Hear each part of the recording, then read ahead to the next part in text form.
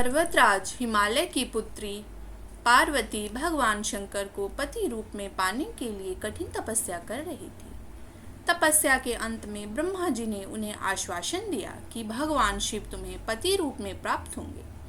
एक दिन वह भगवान शंकर का चिंतन कर रही थी कि उन्हें पानी में डूबने वाले बालक की करुण पुकार सुनाई दी, जिसे एक ग्राह ने पकड़ रखा था।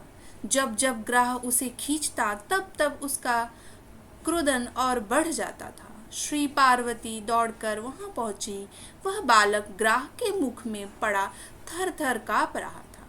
श्री पार्वती ने ग्राह से प्रार्थना की, ग्रहराज, मैं तुम्हें नमस्कार करती हूँ, तुम इस बालक को छोड़ दो।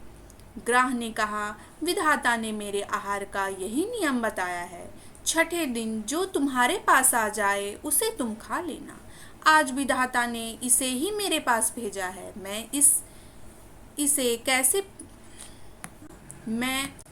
मैं इसे किस प्रकार छोड़ सकता हूँ? उमा बोली, ग्रहराज, इस बालक को तो छोड़ ही दो।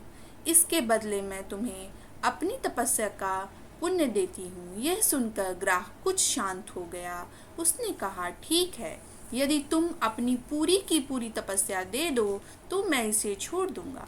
करुणामयी माँ ने तुरंत ही संकल्प कर अपनी पूरी तपस्या ग्राह को दे दी।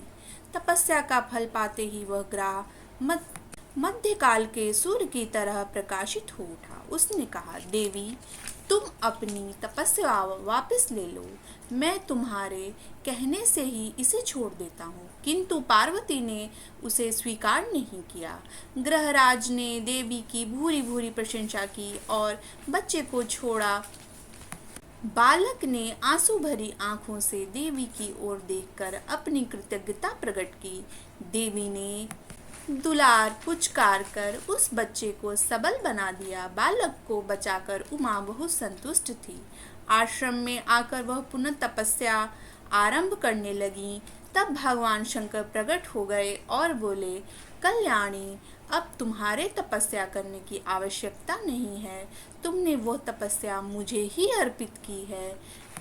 वह अनंत गुना होकर तुम्हारे लिए अक्षय हो जाएगी तथा तुम्हारे सभी मनोरथ पूर्ण हो जाएंगे और मैं तुम्हें पति के रूप में प्राप्त होऊंगा।